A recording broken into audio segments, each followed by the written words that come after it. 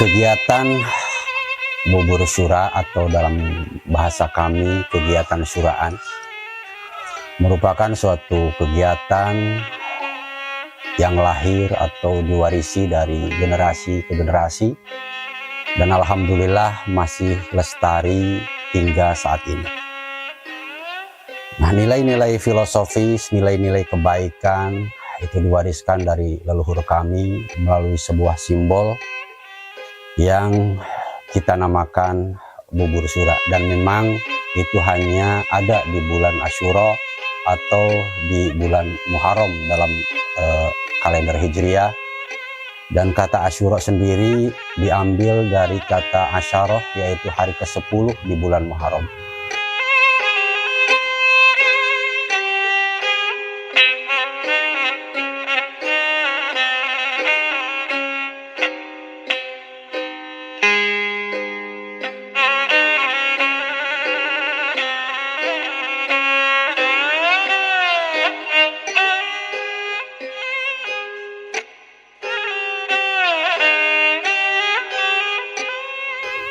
Nah, dalam literasi sejarah banyak disebutkan bahwa berbagai kejadian luar biasa terjadi di bulan Asyura. Salah satu hal yang menjadi latar belakang kenapa kegiatan bubur syura ini adalah cerita atau kisah tentang selamatnya Nabi Nuh dari bencana banjir besar pada zaman tersebut. Nah, pada hari ke-10 itulah Nabi Nuh terselamatkan dan banjir bandang pada waktu itu surut. Dan beliau mempertanyakan kepada umatnya yang alhamdulillah ikut bersama Nabi Nuh dalam bahtera tersebut. Beliau mempertanyakan apakah masih ada sisa makanan yang tersisa di kapal untuk kita makan. Maka umatnya menjawab masih ada tepung dan sisa kacang-kacangan. Nah, disitulah Nabi Nuh memerintahkan agar semua masakan itu disatukan menjadi satu makanan khas yang pada akhirnya sampai ke tanah Jawa jadilah bubur syura.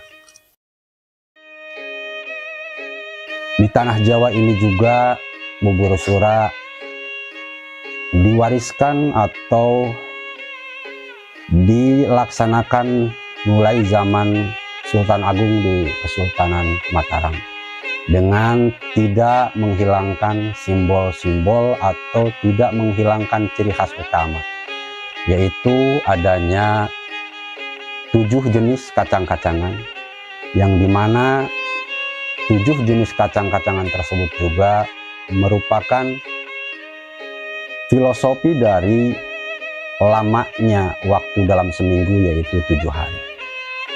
7 hari itulah kita diberikan nikmat tiada henti oleh Tuhan Yang Maha Esa, sehingga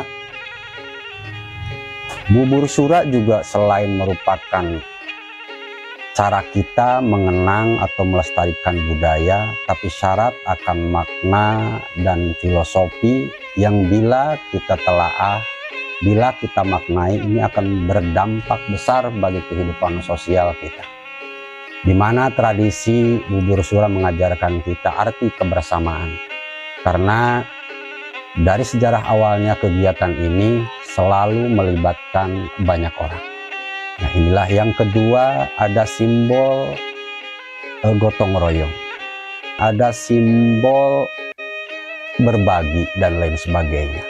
Nah, simbol-simbol inilah yang perlu kita lestarikan dan perlu kita pertahankan, di mana di masa-masa sekarang simbol-simbol kebersamaan di tengah-tengah masyarakat kita sudah mulai hilang.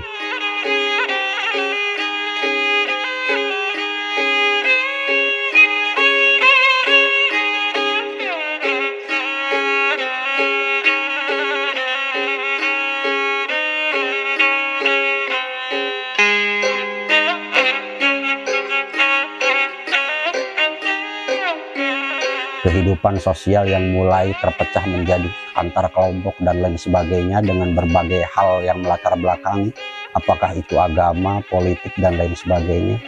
Tapi bila kita kembali pada makna filosofi tersebut, maka harusnya yang melatar belakangi timbulnya kelompok-kelompok dan individu-individu tadi bisa kita satukan seperti halnya bubur tadi.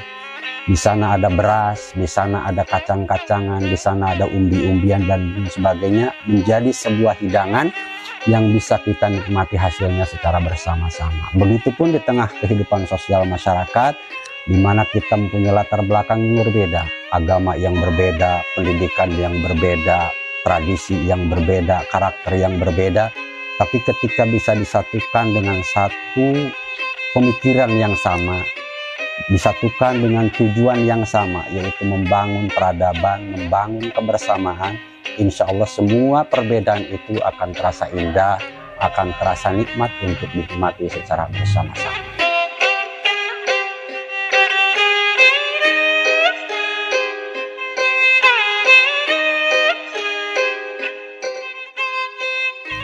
Dan makna yang terakhir adalah makna bersyukur atas semua limpahan nikmat Allah Subhanahu wa Ta'ala, yang mana disimbolkan tadi melalui 7 kacang-kacangan tadi. Selama 7 hari terus menerus kita selalu tidak pernah kekurangan, tidak pernah kelaparan, tidak pernah kehilangan sumber makanan kita, dan itulah yang harus kita syukuri dan harus kita manfaatkan nikmat-nikmat itu untuk selalu menjadi kebaikan. Dan salah satu kebaikan itu, simbol bubur telah mengajarkan, setelah bubur itu matang dibagikan ke seluruh warga, itu adalah simbol dari berbagi itu sendiri.